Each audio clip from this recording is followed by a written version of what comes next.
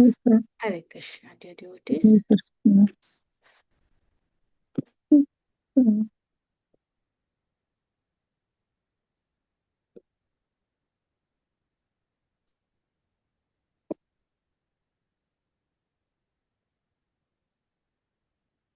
I welcome you all for today's session.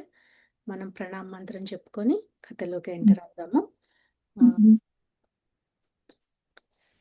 ఈరోజు మనము పూర్తి భగవద్గీత సారాంశం తెలుసుకుందాము. సో సారాంశం తెలుసుకునే ముందు మనం ప్రేయర్స్ ఆఫర్ చేసి ఆ తర్వాత కథలోకి ఎంటర్ అవుతాం. ॐ अज्ञानतिमिरान्धस्य ज्ञानाञ्जनशलाकया चक्षुरुन्मिलितं येन तस्मै श्रीगुरवे नमः। श्रीचैतन्यमनोभीष्टं स्थापितं येन भूतले स्वयं रूपा कथा मह्यं ददाति स्वापदान्तिकम्।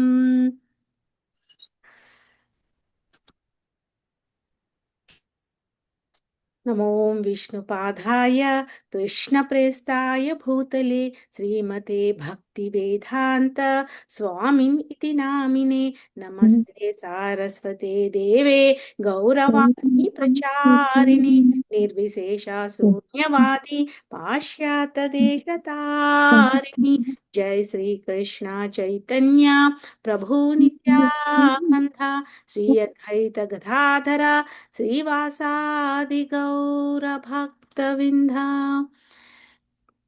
हरे कृष्णा कृष्ण कृष्ण हरे हरे, हरे राम राम राम हरे हरे। ओम नमो भगवते वासुदेवाय। ओम नमो भगवते वासुदेवाय। ओम नमो भगवते वासुदेवाय। हरे कृष्णा।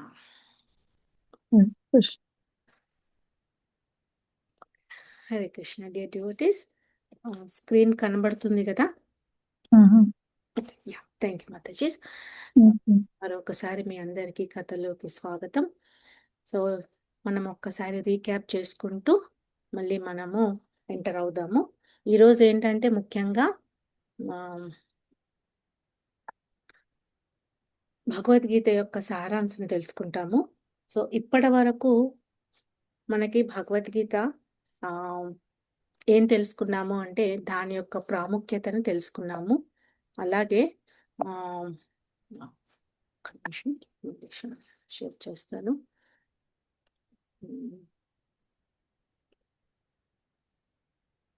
సెకండ్.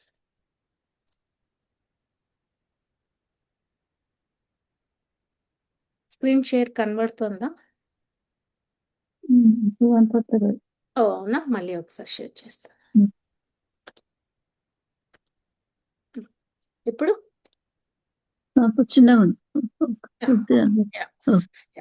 సో రాధా మదన్ మోహన్ కి ఒక్కసారి ప్రేయర్స్ ఆఫర్ చేసి గురు గౌరంగలకు కూడా ఆఫర్ చేసేసి మనం కథలోకి ఎంటర్ అవుదాము. గీతా మహత్యం గురించి మనం తెలుసుకున్నాము. భగవద్గీత యొక్క ప్రాధాన్యత, దాన్ని ఎందుకు తెలుసుకోవాలి, భగవద్గీతను మనకి గీతోపనిషత్ అని ఎందుకు అన్నారు, ఆ ఉపనిషత్తుల్లో ఇది ఒకటి, ఈశోపనిషత్ అండ్ తర్వాత గీతోపనిషత్, ఈ రెండు ఉపనిషత్తులు మనకి పూర్తి సారాంశాన్ని ఇస్తాయి అని తెలుసుకున్నాము. ఆ తర్వాత వేదాల గురించి తెలుసుకున్నాము. ఆ 4 వేదాలు మనకి ఋగ్వేదము, యజుర్వేదము, సామవేదము, అధర్వణ వేదము. ఈ వేదాల సారాంశము కూడా మనకి భగవద్గీతలో పొందుపరిచారని తెలుసుకున్నాము. ఇంకోటి ఏంటంటే ఈ భగవద్గీత ఇప్పుడు మనం అనుకుంటాం కదా, ఎక్కడికైనా గంగలోకి వెళ్తే మన పాపాలన్నీ పోతాయి అని. అలాగా మన ఆచార్యులు ఏం చెప్పారు అంటే 5 రకాల జీస్ గురించి చెప్పారనమాట. ఇప్పుడు మనకి 4G 5G అలా ఉంటుంది కదా, ఇవి కూడా 5Gs అనమాట. అందరూ కూడా గుర్తుపెట్టుకోవాలి. ఒక జీ ఏంటంటే ఏం రిప్రజెంట్ చేస్తుంది అని అంటే గోవిందుడు. సో మనకి ముక్తిని ప్రసాదించే ఈ 5 జీలు అన్నమాట. సో ఒక జీ వచ్చి గోవిందుడు, ఇంకొక జీ వచ్చి మన గురువు, తర్వాత మూడో జీ వచ్చి గంగా, తర్వాత ఇంకొకటి ఏంటంటే హ్మ్. గురువు చెప్పుకున్నాము. ఫస్ట్‌దేం చెప్పుకున్నాము? గోవిందుడు, గోవింద్ తర్వాత గురువు, గంగ. గంగ, తర్వాత ఆహ్, గీత. హ్మ్. హ్మ్.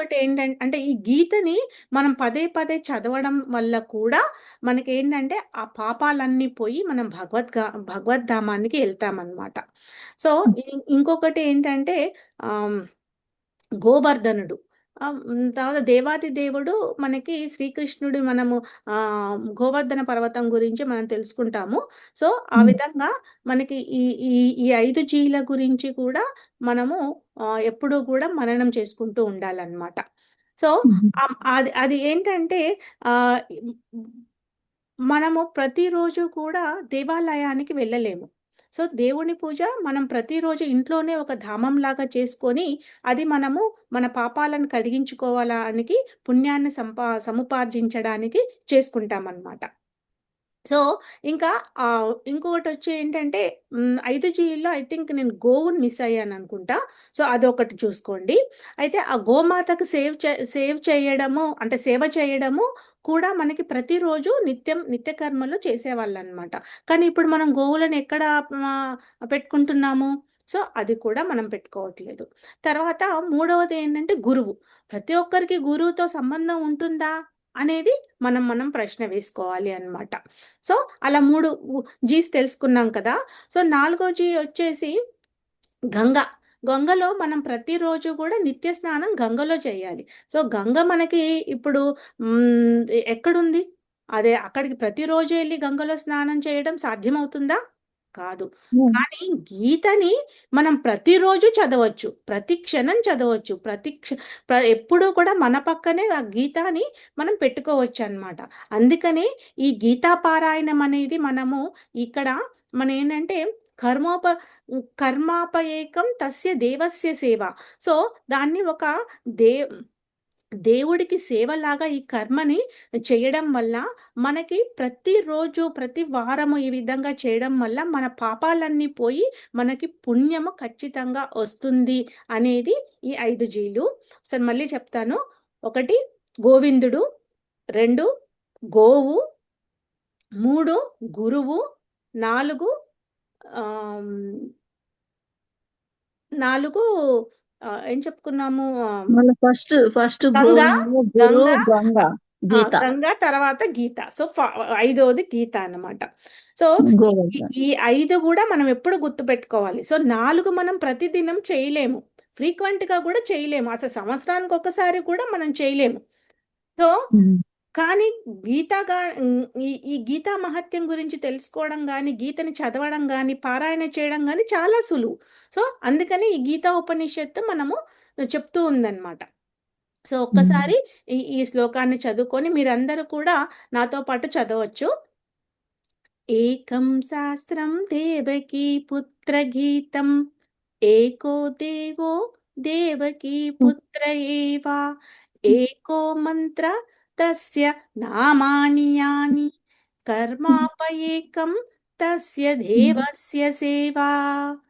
సో, మనకి ఇంకా వేరే అన్ని సేవల కన్నా మనని ఈ దేవుడు మన మన కర్మను చేయడానికి ఈ దేవుడితో మనం ఈ సేవను చేస్తున్నామనమాట దేవుడి గురించి. సో, లాస్ట్ వీక్ మనం ఏంటంటే ఈ 5 అంశాలు ఉంటాయి మన ప్రవాహంలో అని తెలుసుకున్నాము. భగవద్గీత యొక్క ప్రాముఖ్యత ఇవన్నీ. సో, మనము వెళ్తూ ఈ ఈ వారం ఏం చేస్తాము అనంటే, ఈరోజు భగవద్గీత యొక్క సారాంశం తెలుసుకుంటాం. చాలా ఇంట్రెస్టింగ్‌గా ఉంటుంది డియర్ డివోటీస్. మీరందరూ కూడా వింటూ ఉండండి.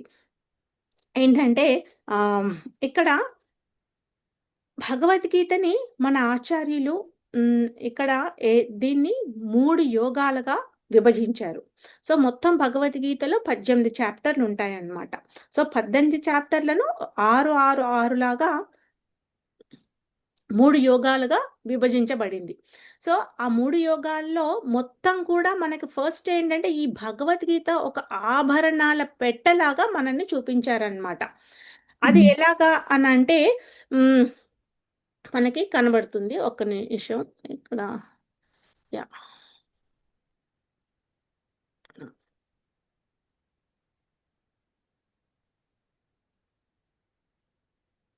ఇక్కడ. సో, ఇక్కడ మనకేంటంటే ఇది ఇది ఎలా చూసుకోవాలి అనంటే, మనకేదైతే విలువైనది ఉంటుందో, దాన్ని చాలా జాగ్రత్తగా పెట్టుకుంటాం కదా! సో, మనకది విలువైనది అని మనం ఫస్టు రియలైజ్ అవ్వాలి. సో, మనం ఫస్ట్ రియలైజ్ అవుతేనే దాన్ని జాగ్రత్తగా పెట్టుకుంటాము. సో, ఒక్కొక్కరికి ఇప్పుడు చిన్న పిల్లలకనుకోండి, వాళ్ళకి ఎంతో విలువైనది మనం ఇచ్చినా కానీ, దాని విలువ వాళ్ళకి తెలవనప్పుడు దాన్ని జాగ్రత్త పరుచుకోలేరు.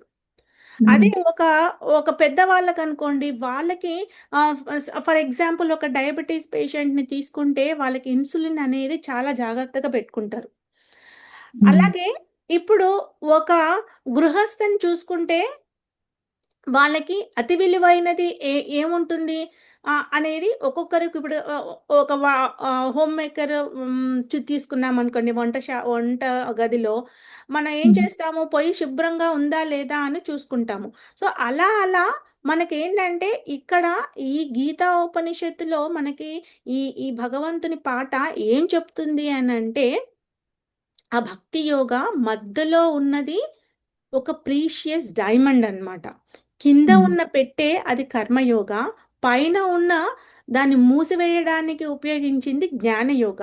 ఎందుకంటే ఊరికే దాన్ని జాగ్రత్త పరుచుకోకుండా పైన దానికి లిడ్ లేదనుకోండి, అప్పుడు ఏమైపోతుంది? అది పడిపోవడానికి ఛాన్స్ ఉంటుంది.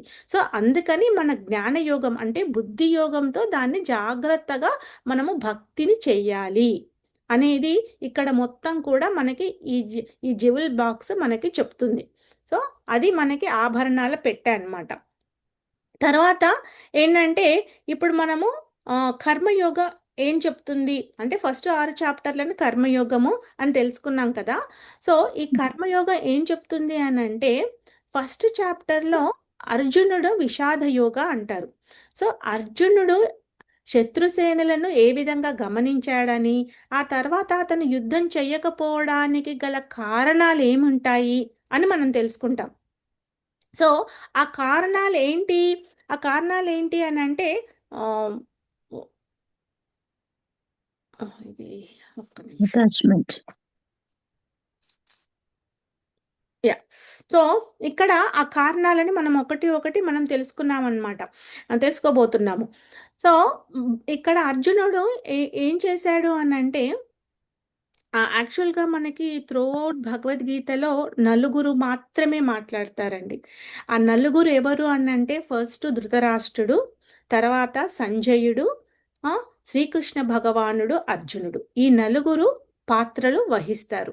సో, కేవలం ఒకటే ఒక శ్లోకాన్ని ధృతరాష్ట్రుడు చెప్తాడు. ఆ శ్లోక ఏంటి? అంటే ధృతరాష్ట్ర ఉవాచ ధర్మక్షేత్రే కురుక్షేత్రే సమవేతాయుయుత్సవః మామకాం పాండవాశ్చైవ కిమకుర్వత సంజయ. అంటే తన ధృతరాష్ట్రుడు ఏమంటున్నాడంటే సంజయునితో యాక్చువల్‌గా చిన్న బ్యాక్‌గ్రౌండ్ ఒకటి చెప్పుకుందాము. ధృతరాష్ట్రుడికి పుట్టుకతోనే తనకి గుడ్డివాడు. సో, అందుకని వ్యాసదేవుడితో తనకి ఏంటంటే ఒకటి కోరిక కలుగుతుందనమాట. ఆ కోరికని తన వ్యక్తపరుస్తాడు. వ్యక్తపరిచి నేను యుద్ధరంగంలో నేనేమి చూడలేను కదా! సో, నాకు ఆ యుద్ధం ఏం జరుగుతుందో నాకు తెలుసుకోవాలి వ్యాసదేవ అనంటే, తనకేం చేస్తాడనంటే ఒక జ్ఞానచక్షువులని ఆహ్, ఇవ్వడానికి ప్రయత్నిస్తాడనమాట. సో, దానికి సంజయుడికి ఏం చేస్తాడనంటే తన రథసారథి అయిన సంజయుడికి జ్ఞానచక్షులతో నువ్వు యుద్ధంలో ఏం జరుగుతుందో, కురుక్షేత్రంలో ఏం జరుగుతుందో అది చూసి నువ్వు ధృతరాష్ట్రుడికి చెప్పొచ్చు అని సంజయునికి మన వ్యాసదేవులు ఆ వరం ఇస్తారనమాట. సో, అప్పుడు ఆ సంజయుడు తనకి ప్రతి ఒక్కటి కూడా అక్కడ ఏం జరుగుతుందో చెప్తూ ఉంటాడు. అప్పుడు ఫస్ట్ ప్రశ్న ధృతరాష్ట్రుడు ఏం చేస్తుంటాడంటే ఎంక్వైరీ చేస్తుంటాడనమాట. అయితే యుద్ధంలో నా పుత్రులు, ఇంకా పాండురాజు పుత్రులు ఉన్నారు కదా! నా పుత్రులైన కురుపుత్రులు, తర్వాత పాండురాజు పుత్రులైన పాండవులు ఉన్నారు కదా యుద్ధంలో. వాళ్ళు ఈ ధర్మక్షేత్రమైన కురుక్షేత్రంలో యుద్ధం చేయడానికి ఉన్నారు. వాళ్ళు ఏం చేస్తున్నారు అని అడుగుతాడనమాట. సో యాక్చువల్గా ఇప్పుడు మనం వంట చేయడానికి వెళ్ళినప్పుడు వంటే కదండి చేస్తాము. ఆ, ఆడుకోవడానికి పిల్లలు వెళ్ళినప్పుడు అక్కడ ఆటే కదా ఆడతారు. యుద్ధం చేయడానికి వెళ్ళినప్పుడు యుద్ధమే చేస్తారు కదా. మరి ధృతరాష్ట్రుడికి ఆ క్వశ్చన్ ఎందుకు వచ్చింది అని మనం ఇక్కడ ఆలోచించాలి. ఎందుకంటే ఆ క్వశ్చన్లోనే మనకి ఎన్నో మూలార్థాలు ఉన్నాయన్నమాట. అంటే అక్కడ ఒక మనిషితో మనం మాట్లాడేటప్పుడు అక్కడ నాది అనేది వస్తుందా, లేకపోతే వాళ్ళు మనము అని కలుపుకుంటున్నారా అన్నది ఇక్కడ గమనించబడుతుంది అన్నమాట. ఎందుకంటే ధృతరాష్ట్రుడు ఏం చెప్తాడు, మామకాం పాండవాశ్చైవ, అంటే నా పుత్రులు అని అక్కడ చెప్పేశాడు. పాండుపుత్రు అని ఆయన కలుపుకోకుండా పాండురాజు పుత్రులు అని వేరు చేసేసాడు. తర్వాత ఏంటంటే ధర్మక్షేత్రమైన కురుక్షేత్రం అంటే అది అది అది ఆ కురుక్షేత్రం ఎలాంటిది అని అంటే ఎంతో ధర్మక్షేత్రం, అక్కడ అన్నీ కూడా పుణ్యాలే జరుగుతాయి. సో దాంట్లో ఏమవుతుంది అని అంటే అలాంటి ఆ పుణ్యక్షేత్రాన్ని చూసి నా మనుషులు అంటే నా పుత్రులు ఏమైనా మళ్ళీ వంగిపోతారా యుద్ధం చేయకుండా, ఆ, పాండుపుత్రులకి వంగిపోతారా అని భయం వేస్తుందన్నమాట ఆయనకి. ఇంకా తర్వాత ఏంటంటే వీళ్ళన్నీ కూడా పాండవులు చిన్నప్పటి నుంచి కూడా ధర్మమే చేస్తూ ఉంటారు కదా. సో అందరూ వాళ్ళకే మంచి చేస్తారేమో, నా పుత్రులంతా ఓడిపోతారేమో అనే సందేహము ఆయనకి ఫస్ట్లోనే వచ్చేసిందనమాట. సో అది ధృతరాష్ట్రుని సందేహం. మనకి ఫస్ట్ చాప్టర్లో ఫస్ట్ శ్లోకానే మొత్తం అక్కడ ఒక సందేహము, అంటే తనకి ఒక నెగిటివ్ టెండెన్సీ అక్కడ మనకి కనబడిందనమాట. సో శ్రీకృష్ణుడు దేవాది దేవుడని కానీ, అది ధర్మయుద్ధం అని కానీ, ఒక ధర్మము పాండవుల పక్షంలో ఉన్నదని కానీ ఏది కూడా తన గమనించట్లేదు. తన తన కండ్లు లేకపోయినా కానీ తన ఎలా అంటే తన మనోస్థితి ఎలా ఉంది అని అంటే కంప్లీట్గా ఒక అద్దానికి పట్టిన దుమ్ములాగా పేరుకుపోయిందన్నమాట. తనకున్న మమత ఎలా ఎలా తన అంటే అటాచ్మెంట్ ఎలా అయిపోయింది అంటే నాది నా వాళ్ళు, దాన్ని అహం మమేతి అని అంటారు ఇక్కడ. సో ఆ ధృతరాష్ట్రుడు ఆ విధంగా అడుగుతున్నాడు. అందుకే సంజయుడికి మన వ్యాసదేవుడు జ్ఞానచక్షువులను సంజయ్కి ఇచ్చాడు కానీ డైరెక్ట్గా ధృతరాష్ట్రుడికి ఇవ్వలేదు. సో అక్కడ మనం అది కూడా తెలుసుకోవాలి. ఎందుకంటే అందరికీ క్వశ్చన్స్ మనకి రావాలన్నమాట. ఎందుకంటే అది ఎందుకు ధృతరాష్ట్రుడికి ఇవ్వలేదు వ్యాసదేవుడు, ఎందుకంటే ఆ జ్ఞానచక్షువులని తీసుకోవడానికి కూడా మన అర్హత ఉండాలి. సో మనకి గురువులు కానీ ఎవరైనా, భగవంతుడు కానీ, మనం ఏదైనా డిజైర్ మనకు ఉన్నప్పుడు భగవంతుడు దాన్ని ఎలా తీరుస్తాడంటే అది మనం డిజర్వ్ అవుతేనే తీరుస్తాడనమాట. అంతేకాని మనం ఎలిజిబుల్ లేకపోతే ఏది మనకి జరగదు. సో ఒక్క శ్లోకానే మనకి భగవంతుడు ఆ విధంగా ఇక్కడ తెలియజేశారు. సో ఇంకా మనం ముందుకు వెళ్తే ఇక్కడ ఏంటంటే ఇది నేను షేర్ చేస్తాను మీ అందరికీ. సో ఈ చాప్టర్లో ఏంటంటే ఈ 5 డివిజన్స్ని ఒక్కొక్కటి ఎక్కడి నుండి ఎక్కడ వరకు ఏ విధంగా మన ఆచార్యులు ప్రభుపాదులు వారు ఏ విధంగా దీన్ని డిస్క్రైబ్ చేశారు అనేది ఇక్కడ ఇక్కడ ఇచ్చామన్నమాట. సో ఫస్ట్ శ్లోక వచ్చి ధృతరాష్ట్రుని ఎంక్వైరీ టు సంజయ. అండ్ తర్వాత ఏంటంటే దుర్యోధనుడు తన అతనికి కూడా ఒక ఫియర్ వస్తుందన్నమాట. ఒక ఏంటి అక్కడ ఇతని దగ్గర చాలా సైన్యం ఉంటుంది, తర్వాత ద్రోణాచార్యులు ఉన్నారు, భీష్మ పితామహ ఉన్నారు, అయినా కానీ ఒకలాంటి తెలియని భయం అన్నమాట. ఆ భయముతో అతను ఏం చేస్తాడు అంటే కొంచెం రాజకీయ చతురత ఉపయోగించి వీళ్ళందరినీ కూడా సైన్యంలో ఉన్న వాళ్ళందరినీ కూడా ఒక్కొక్కరితోని మాట్లాడుతూ వాళ్ళని ఏమంటారు ఆ విధంగా చేస్తూ ఉంటారనమాట. సో అలాగే తర్వాత ఏం చేస్తారంటే ఇరుపక్షల సేనాధిపతులు కాన్షియస్ని అంటే శంఖాలను పూరిస్తారు. ఆ శంఖాల ధ్వని ఎలా ఉంటుంది అని అంటే ఒక్కొక్కరి ధ్వని మొత్తం కూడా భయకంపితం అయిపోతారనమాట. ఎప్పుడైతే భీష్మ పితామహులు చేస్తారో ఆ తర్వాత తననికి మించి మన కృష్ణుడు ఆ కాన్షియస్ని మోగించినప్పుడు వీళ్ళు భయకంపితం అయిపోయి అయ్యో ఎలా అని ఆ ఆందోళనకి గురైపోతారనమాట కురువంశీయులు. తర్వాత ఇలా అన్నీ చూస్తూ ఉన్నప్పుడు ఇక్కడ ఏంటంటే అర్జునుడికి ఒక ఇది ఒక క్వశ్చన్ వస్తుందన్నమాట. ఏంటంటే కృష్ణ, నువ్వు నన్ను ఒక్కసారి ఈ రథాన్ని ఇరుసేనల మధ్యలోకి తీసుకెళ్ళవా? నేను చూడాలనుకుంటున్నాను. అసలు కురుసైన్యానికి అంటే ఈ దుర్యోధనుడికి పక్షాన ఎవరెవరు ఉన్నారు, వాళ్ళు మనతో యుద్ధం చేయడానికి ఎవరు వచ్చారు అని వాళ్ళు ఆయన చూడాలనుకుంటాడనమాట. సో అప్పుడు ఏం చేస్తాడు అంటే ఆ శ్లోకం ఒకటి ఉంది, చదువుతాను ఒక్క నిమిషము. చాలా బాగుంటుంది ఈ శ్లోకము. ఏంటంటే చాప్టర్ 1లో 21st and 22. అర్జున ఉవాచ సై సేనయో సేనయో ఉభయోర్मध्ये రథం స్థాపయ మే అచ్యుతా యావాన్ ఏతాని నిరీక్షాహం యోద్ధుకామా అవస్థితాన్ కైర్మాయా సహ యోద్ధావ్యం అస్మిన్ రణ సముద్యమే. అంటే ఏమంటున్నాడంటే అర్జునుడు ఈ విధంగా అంటున్నాడనమాట. ఓ అర్జున, దయచేసి నా రథమును 2 సేనముల నడుమ నిలుపుము.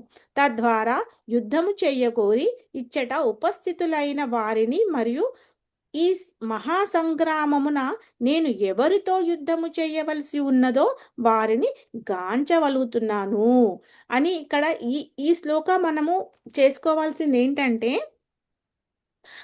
అర్జునుడు ఏమనుకున్నాడు అని అంటే ఆ క్షణంలో తన రథసారథి ఒక దేవాది దేవుడైన కృష్ణుడు, భక్తవత్సలుడు, రథసారథిగా తన రథాన్ని నడిపిస్తున్నప్పుడు అర్జునుడు ఏం చేస్తున్నాడు?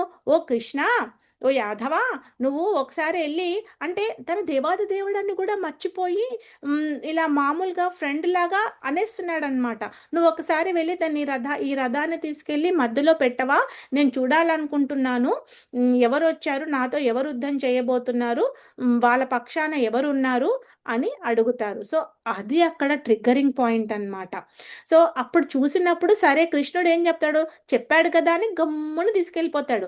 గమ్మును తీసుకెళ్ళిపోయి అక్కడ చూడు, ఇక్కడ ఎవరెవరు నేను చూడాలనుకుంటున్నావో చూడు, నీతో యుద్ధం చేయడానికి ఎవరు వచ్చారో చూడు అని చెప్తే అతను ఏం చూశాడంట, అర్జునుడు తన పితృలను, పౌత్రులను, తర్వాత ఫ్రెండ్స్, స్నేహితులను, అందరినీ ఆ విధంగా గురువులను అలా చూస్తున్నాడనమాట. యుద్ధానికి వచ్చారు వాళ్ళు, యుద్ధ రంగంలో నా శత్రుశైనంలో ఉన్నారు, నేను ఇక్కడ నా స్వధర్మాన్ని చేయడానికి వచ్చాను అని అవన్నీ మర్చిపోయాడు ఒక క్షణంలో. మర్చిపోయి అయ్యో నేను ఎవరితో యుద్ధం చేయడానికి వచ్చాను, నా బంధువులతోనే నేను యుద్ధం చేస్తే మరి నాకు రాజ్యం వచ్చిన తర్వాత నేను ఆ రాజ్యాన్ని తీసుకొని ఏం చేస్తాను, నాకు సంతోషం ఎక్కడ ఉంది ఇక్కడ అని ఆ విధంగా అతను యుద్ధం చేయకుండా రీజన్స్ వెతుకుతూ ఉన్నాడనమాట.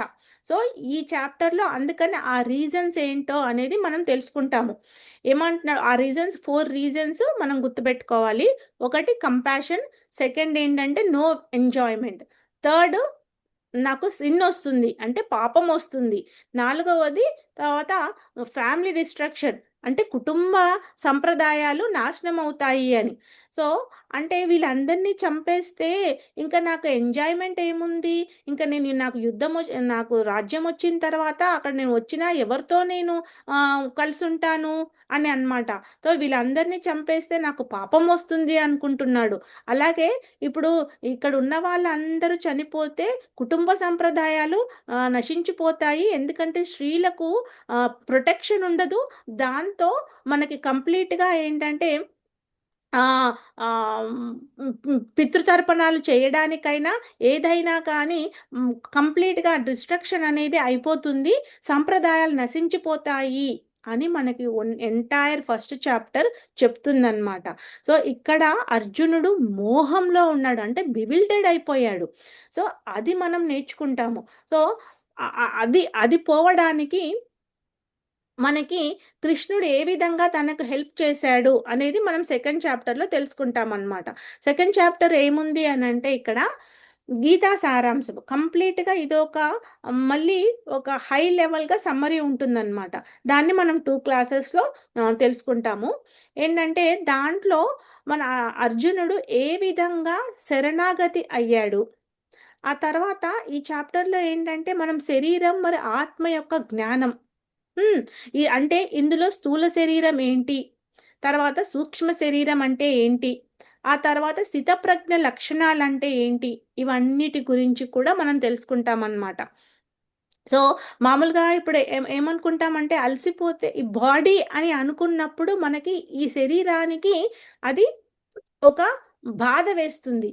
అంతేకాని ఎప్పుడైతే మనము ఇది శరీరం కాదు ఆత్మ అని మనం పని చేస్తుంటామో అప్పుడు మనకి ఎలాంటి అలసట అనేది ఉండదన్నమాట. ఆ ఆత్మ ఇక్కడ సోలు, సూపర్ సోలు ఇవన్నీ ఎందుకు తెలుసుకోవాలి అని అంటే ఈ ఆత్మ కూడా పరమాత్ముల్లో ఒక అంశ అని తెలుసుకున్నప్పుడే మనకి ఆ సోల్ అనేది అర్థమవుతుంది. అందుకని ఏమంటారంటే ఆత్మ సాక్షాత్కారం. ఆత్మ సాక్షాత్కారం తెలుసుకోవాలి అని అంటే కూడా మనం ఆ సెల్ఫ్ రియలైజేషన్ అవ్వాలి. అది ఎప్పుడు తెలుస్తుంది, ఎప్పుడైతే మనము ఇది ఒక అతేంద్రియ జ్ఞానము మనం తెలుసుకోబోతున్నాము, ఆధ్యాత్మికంగా మనం జీవించబోతున్నాము అని తెలుసుకున్నప్పుడు అప్పుడు మనం ఒక ఆత్మ యొక్క లక్షణాలను తెలుసుకుంటామన్నమాట. అప్పటి వరకు కూడా ఏమంటారంటే ఫర్ ఎగ్జాంపుల్ ఇప్పుడు ఒక చనిపోయారనుకోండి, దాన్ని ఏమంటారు, ఆ శరీరానికి వాళ్ళకి పేరున్నా ఏమున్నా ఈ బాడీ బాడీ అంటారు. బాడీని పంపించేయాలి, బాడీని తీసేయాలి అంటారు. అంటే ఒక చైతన్యము, అంటే ఒక శరీరంలో ఒక చైతన్యం ఉన్నంత వరకే ఆ శరీరానికి విలువ. ఆ చైతన్యం ఎప్పుడైతే పోతుందో ఆ శరీరానికి ఎటువంటి విలువ లేదు. అలాంటి శరీరం గురించా మనం రోజు తపన పడేది, ఆ శరీరం గురించే కదా మనం ఈ వర్క్ చేసేది. ఎప్పుడు ఇక్కడ మనము మనకి ఫ్యామిలీ ఉంది, పిల్లలు ఉన్నారు, ఆ తర్వాత బంధువులు ఉన్నారు, మనకి డైలీ డిజైర్స్ ఉంటాయి, వాటిని అన్నిటిని తీర్చుకోవాలి. దాని గురించి మనం చెయ్యాలా, లేదా ఆత్మ గురించి తెలుసుకొని మనకి ఏదైతే భగవద్ధామాన్ని నేర్పించి భగవంతునికి తీసుకెళ్ళడానికి జ్ఞానం ఇస్తుందో దాని గురించి చెయ్యాలా అనేది మనము ఆలోచించాలన్నమాట ఇక్కడ. సో ఎప్పుడైతే మనం ఆ ఆలోచన మొదలవుతుందో మన జర్నీ స్టార్ట్ అవుతుందన్నమాట. అన్వేషణ చేస్తూ ఉంటే అప్పుడు మనకి అది విలువైన వస్తువు అని తెలుస్తుంది. ఎందుకంటే ప్రతి ఒక్కరికి ఒక విలువైనది ఉంటుంది. ఎవరికైతే ఈ పరమ గుహ్యమైన జ్ఞానం తెలుస్తుందో అది అన్నిటికన్నా గొప్పదైన జ్ఞానం అన్నమాట. దానికి తెలుసుకోవడానికి స్థితప్రజ్ఞుని లక్షణాలు అనేవి ఉండాలి. అందుకే స్థితప్రజ్ఞుడు అంటే ఏంటి, అసలు ఆ స్థితప్రజ్ఞతకు ఉండవలసిన లక్షణాలు ఏంటి, ఇవన్నీ కూడా మన అర్జునుడు ఒక్కొక్కటి కూడా చెప్తూ ఉంటారనమాట. సో ఇందులో ఇందులో కొన్ని సెక్షన్స్ ఉన్నాయి. ఏంటంటే ఆ గీతాన్ని ఏ విధంగా సమ్మరైజ్ చేశారని. సో ఎప్పుడైతే అర్జునుడు ఆ విధంగా తన ఏమి కూడా డిసిషన్స్ తీసుకోలేకుండా బివిల్డెడ్ అయిపోయి చాలా మోహంతోని తన గాంధీవధారి అయిన అర్జునుడికి తన తన గాంధీవము అంతా కూడా చెయ్యి జారిపోతుందంట. తనకి ఎలా అంటే మొత్తము శరీరం అంతా వణికిపోతుంది. తర్వాత మొత్తం భయకంపితం అయిపోయి అయ్యయ్యో నేను ఎంత తప్పు చేయబోతున్నాను, నా గురువులు, నా పితామహుడు, నా బంధువులు, నా సోదరులు వీళ్ళందరినీ చంపబోయానా, ఎంత పాపం వస్తుంది నాకు అని అనుకుంటున్నాడు. ఇప్పుడు మనందరికి కూడా అనిపిస్తుంది కదా, ఎప్పుడైనా కానీ ధర్మము తర్వాత జ్ఞానము ఇవి తెలుసుకుంటున్నప్పుడు ధర్మ న్యాయ శాస్త్రాల ప్రకారము ఏం చెప్తున్నారు అని అంటే ఎప్పుడు ధర్మో రక్షతి రక్షిత అని అన్నారు కదా. మరి ఇక్కడ తను చంపకుండా హాయిగా ప్రశాంతంగా ఉండామనుకున్నాడు, కానీ తన అనుకుంటే సరిపోదు కదా, ఎదుటివాడు కూడా అనుకోవాలి కదా. అక్కడ ఏం దుర్యోధనుడు అనుకోలేదు. అందుకనేసి ఇక్కడ నువ్వు ధర్మయుద్ధం చెయ్యి అని మనకి శ్రీకృష్ణుడు చెప్తున్నాడనమాట అర్జునుడికి. సో మనం ఎందుకు మనకు ఫస్ట్లోనే అనుకున్నాం కదా ఒక క్వశ్చను ఏంటంటే, అర్జునుడు నేను యుద్ధం చెయ్యను బాబో అని అంటే భగవంతుడు ఎందుకు యుద్ధం చేయమంటున్నాడు? ఇప్పుడు ఏదైనా కానీ పోట్లాటకు వెళ్ళినప్పుడు చాలామంది వచ్చేసి మధ్యలో మధ్యవర్తులని అక్కడ ఇక్కడ ఏమంటారంటే, సరే మీరు కాముగా అందరూ కూడా సెటిల్మెంట్ చేసేసుకోండి, యుద్ధం ఎందుకు ఇలా కొట్లాట్లు పంచాయతీలు అనేసి ఎప్పుడు అనుకుంటూ ఉంటారు కదా. సో ఇక్కడ భగవంతుడు ఎందుకు యుద్ధం చేయమంటున్నాడు? అదన్నీ మనం తెలుసుకోవాలన్నమాట. అవన్నీ కూడా ఒక అది అదే మనకి జ్ఞానం, అదే అతీంద్రియ జ్ఞానము. ఆ తత్వం ఏముంది ఇక్కడ, ఎందుకు చెప్తున్నారు? పదే పదే మనము ఆ క్వశ్చన్స్ అనేది మనలో మనం వేసుకుంటూ ఉండాలన్నమాట. సో అందుకని ఇక్కడ కర్మ గురించి చెప్తారు, ఆ తర్వాత ఆ కర్మలో ఎన్ని రకాలు ఉన్నాయని చెప్తారు, ఆ కర్మ వల్ల వచ్చేది కర్మఫలము, దాన్ని ఏ విధంగా త్యాగం చేయాలి అని చెప్తారనమాట. కర్మం చేయడంతో సరిపోదు, ఆ కర్మంలో ప్రతి ఒక్క కర్మకు ఒక ఫలితం వస్తుంది. ఇందాక అనుకున్నాం కదా 5Gs. సో గీతను మనం వినడం వల్ల కానీ, చదవడం వల్ల కానీ, గీతని ఒకరికి దానం చేయడం వల్ల కానీ, ఏ విధంగా అయినా కానీ మనకి ఫలితం వస్తుంది. అలాగే భగవంతుడి దగ్గరికి వెళ్ళడం కానీ, తనని దర్శించడం కానీ, తన పాటలు వినడం కానీ మనము నవవిధ భక్తుల్లో తెలుసుకున్నాం కదా. సో ఆ విధంగా మనం ప్రతి దాంట్లో మనకి ఒక ఇంపార్టెన్స్ అనేది ఉందన్నమాట. సో దాన్ని కంప్లీట్గా ఇక్కడ సమ్మరైజ్ చేశారు ఈ చాప్టర్. చాలా పెద్ద చాప్టర్, మనం 2 సెషన్స్లో కంప్లీట్ చేయడానికి దాన్ని ప్రయత్నం చేద్దాము. దాంట్లో ముఖ్యంగా ఏం చెప్తాడంటే నిష్కామ కర్మయోగి పని చెయ్యి అని చెప్తాడనమాట. నిష్కామ కర్మ అంటే ఏంటంటే, కర్మ చేసినప్పుడు ఏదో ఒక ఫలితం వస్తుంది. ఇప్పుడు ఫర్ ఎగ్జాంపుల్ మనం ఆఫీస్కి వెళ్ళామండి, ఆఫీస్లో వాళ్ళు జీతం ఇవ్వము అని చెప్తారు, అప్పుడు మనం ఆఫీస్కి వెళ్తామా, పని చేస్తామా? మనం ఎందుకు చేస్తున్నాము? మనకి జీతం వస్తుంది, ఆ జీతం వచ్చిన దాంట్లో మన పనులు చేసుకుంటాము, కారు కొనుక్కుంటామా, ఇంట్లో పనులు సామాన్లు కొనుక్కుంటామా, ఇంకేమైనా చేసుకుంటామా, అది ఇదని. సో మనం ఏంటంటే ఆశించి చేస్తున్నాము. ఇక్కడ ఏం చెప్తున్నాడంటే, నువ్వు కర్మ చెయ్యి కానీ ఫలితాన్ని ఆశించకు అంటున్నాడు. సో వాలంటీరింగ్ చేస్తాము, కానీ ఎన్ని గంటలు వాలంటీరింగ్ చేస్తాము మనము? సర్వీస్. అది ఇక్కడ భగవంతుడికి ఫ్రీగా సర్వీస్ చేసి దాన్ని ఏమీ ఆశించకుండా మనం చేస్తున్నాము అంటే అది డిటాచ్డ్ వర్క్ అన్నమాట. దానికి ఉన్న ఫలితము చాలా అమోఘం. అందుకని అది చెయ్యి అని చెప్తున్నాడు. కానీ దానికంటే కూడా ఇంకా చాలా గొప్పదైంది ఉందన్నమాట. ఇక్కడ ఎలా ఇంకోటి చెప్తున్నారు ఏంటంటే, ఒక దివ్య చిత్రపటము గురించి నేను చెప్తాను, మనం అది కూడా వెళ్దాము, కొంచెం ఫాస్ట్గా వెళ్దాము. అయితే దాంట్లో ఏంటంటే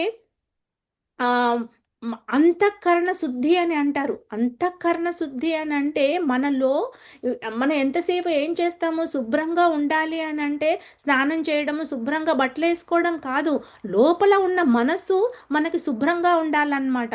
అది ఏ విధంగా శుభ్రంగా అవుతుంది అంటే, కామ క్రోధ మదమాశ్చర్యాలను ఎప్పుడైతే మనం జయించి అందరితో కూడా ఒక జీవి, ఒక చండాలుల్లో కూడా మనం భగవంతుడు ఉన్నాడు పరమాత్మ రూపంలో అని చూడగలుగుతామో అప్పుడు మనకి భగవద్ధామానికి వెళ్ళడానికి అవకాశం దొరుకుతుందన్నమాట. అందుకని ఇక్కడ ఏం చేస్తాడు, ఇవన్నీ బోధనలు కూడా అర్జునుడికి శ్రీకృష్ణుడు చెప్తున్నాడనమాట. ఎప్పుడైతే అర్జునుడు తన క్వశ్చన్ని ముందు పెట్టాడో, అంటే తన ఆందోళన పడినప్పుడు, ఆందోళన పడడం తప్పు కాదు, ఆందోళనకి సరి అయిన మనిషిని దగ్గరికి తీసుకుపోవడం మనకి ఆలోచించదగిన విషయం అన్నమాట. ఎప్పుడైనా మనకి జీవితంలో ఏదైనా ఒక సమస్య వచ్చినప్పుడు దానిని పెద్దవారితో కానీ, అనుభవజ్ఞులతో కానీ మనం తెలుసుకోవడం వల్ల మనకి ఎంతో ఉపయోగం ఉంటుంది.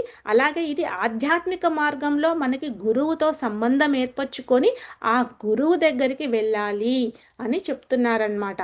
అందుకనే ఇక్కడ అర్జునుడు శ్రీకృష్ణుడి దగ్గరికి వెళ్ళి నన్ను శిష్యుడిలాగా స్వీకరించి అని శరణు వేరుతాడు. అప్పుడు దాన్ని అర్థం చేసుకొని శ్రీకృష్ణుల వారు తనని శిష్యుడిలాగా చేసుకొని ఇక్కడ గీతాన్ని ఉపదేశిస్తున్నారన్నమాట. ఇవన్నీ చెప్పుకుంటూ సో ఈ విధంగా వెళ్ళిన తర్వాత మనము 3వ చాప్టర్లో ఏం చెప్తారు అని అంటే ఆ విధంగా జ్ఞానం గురించి చెప్తుంటాడు కదా, అప్పుడు ఆ జ్ఞాన యోగంతో కర్మలను పరిత్యజించడమా లేదా నిష్కామ కర్మయోగంతో విద్యుక్త ధర్మం నిర్వహించటమా అనే ఒక క్వశ్చన్ మళ్ళీ అర్జునుడికి వస్తుందన్నమాట. ఇక్కడ మనము ఆ, చాలా గమనించండి డియర్ డివోటీస్, ఎందుకంటే భగవంతుడు అన్నిటి గురించి చెప్పేశాడు. స్థితప్రజ్ఞుడు ఏ విధంగా ఉండాలి, కర్మయోగం అంటే ఏంటి, బుద్ధియోగం అంటే ఏంటి, అసలు మనం ఎందుకు కర్మలు చేయాలి, ఇవన్నీ చెప్పేశాడు. అయినా కానీ అప్పుడు అర్జునుడికి మళ్ళీ ఒక క్వశ్చన్ వచ్చింది. అట్లాంటప్పుడు నేను నిష్కామ కర్మయోగం చేసుకుంటూ ఉంటాను, మరి నిష్కామ కర్మం చేయనా లేకపోతే కర్మలను మొత్తం పరిత్యజించడమా, అంటే నేను ఎలా అంటే ఇప్పుడు సన్యాసం తీసేసుకుంటానులే, నాకు ఇవన్నీ ఎందుకు, ఎందుకంటే మళ్ళీ నేను కర్మ చేస్తూ ఉంటే నాకు ఇవన్నీ మళ్ళీ కర్మ ఫలితం రాకపోతే మళ్ళీ ప్రాబ్లం వస్తుంది, అలాగే నేను నిష్కామ కర్మ చేయాలి అని అంటే ఈ అంతఃకరణ శుద్ధి కూడా నేను చేసుకోవాలి, ఇవన్నిటికంటే ఎందుకు మరి ఇది చేయాలా అది చేయాలా, ఏదో ఒకటి చెప్పు కృష్ణ, రెండు చెప్పి నన్ను ఎందుకు కన్ఫ్యూజ్ చేస్తున్నావు అని ఆ కన్ఫ్యూషన్ వచ్చిందనమాట. ఆ కన్ఫ్యూషన్లో మనం అప్పుడు ఏం తెలుసుకుంటాము అని అంటే ఇక్కడ కంప్లీట్ కర్మయోగము అంటే ఏంటో అనేది మనం తెలుసుకుంటామన్నమాట. సో కర్మయోగాన్ని ఇది కూడా చాలా ఇంపార్టెంట్, ఎందుకంటే ప్రతి యాక్షన్ మనం చేసేటప్పుడు ఏమనుకుంటామంటే అది మనకి మంచి కొరకే చేస్తున్నాం అనుకుంటాం, కానీ దాంట్లో ఎంత మంచి ఉంది, ఎంత ఫలం మనల్ని బ్యాక్ డౌన్ చేస్తుంది అనేది మనం ఎప్పుడు తెలుసుకోమన్నమాట. అందుకనేసి కర్మలని మన యాక్షన్ని చేసేటప్పుడు చాలా జాగ్రత్తగా చేయాలి డియర్ డివోటీస్. ఎందుకంటే దీంట్లో ఏం చెప్పారు అంటే కర్మ అనేది అనాది నుంచి ఉంటుందంట. ఎప్పుడైతే ఒక జీవి అంటే ఈ శరీరము భూమిపైకి వస్తుందో కర్మ స్టార్ట్ అయిపోతుంది. సో ఆ కర్మ ఆ జీవికి ఒకవేళ తన స్థూల శరీరంలో ఎప్పుడైనా కానీ ఎలాంటి కోరికలు ఉన్నాయనుకోండి, అది మళ్ళీ అపరారాధ కర్మ కూడా ఉంటుందన్నమాట. అంటే శరీరం తీసుకోకముందు ఇంకో జీవి నుంచి వచ్చింది కాబట్టి ఆ కర్మ కూడా అటాచ్ అయి ఉంటుంది. సో ఇక్కడ ఏమంటారంటే ప్రారబ్ధ కర్మ, అపరారబ్ధ కర్మ, బీజ, కూట. సో వీటిని ఈ 4 పదాలను మీరు గుర్తుపెట్టుకోండి. మనం మళ్ళీ ఎప్పుడైతే కర్మయోగం గురించి తెలుసుకుందామో అప్పుడు మనం డీప్గా వెళ్దాము. ఇక్కడ ప్రారబ్ధ కర్మ అంటే ఏంటి అంటే ఎప్పుడైతే జీవి అంటే శరీరము ఒక భూమిపైకి వచ్చి తన శరీరాన్ని తీసుకుంటుందో అప్పుడు మనకు ఒక కర్మ స్టార్ట్ అవుతుందన్నమాట. అలాగే అపరారబ్ధ కర్మ అని అంటే ఆ జీవి శరీరం తీసుకోకముందు ఇంకొక స్పీషీస్ నుంచి వచ్చి ఉంటుంది కదా, అది కూడా ఏమన్నా ఆ కర్మలో కూడా ఎలాంటి ఫలితం ఉందనుకోండి, బ్యాడ్ ఫలితం, గుడ్ అయినా బ్యాడ్ అయినా, గుడ్ ఉంటే మనం అసలు భగవద్ధామానికి వెళ్ళిపోతాము, డెఫినెట్గా మనకి బ్యాడే ఉంటుంది. సో అది కూడా మనం క్యారీ అవుతుంది అనమాట. అందరం అనుకుంటాం కదా, అయ్యో నా కర్మకాలి ఏంటి ఇలా అయ్యింది అనేసి. సో అలాంటిది అనమాట. మనకి పూర్వం మన వాళ్ళు అన్ని సామెతలు చెప్పారు, కానీ వాళ్ళకి శాస్త్రాల గురించి తెలియదు, అయినా కానీ వాళ్ళు మనకి చాలా చాలా విషయాలను చెప్తూ ఉండేవాళ్ళు. ఇంకా బీజ కూట అంటే అది ఒక బీజ రూపంలో ఉన్నా కానీ మళ్ళీ ఆ బీజము మళ్ళీ మొక్క అవుతుంది. కాబట్టి బీజంలో ఉన్నప్పుడే దాన్ని తీసేయాలి. అంటే ఈ పాపపు కర్మ ఏదైతే ఉంటుందో దాన్ని బీజంలో ఉన్నప్పుడే తీసేయాలి. కూట అంటే ఏంటంటే ఒక వేరు.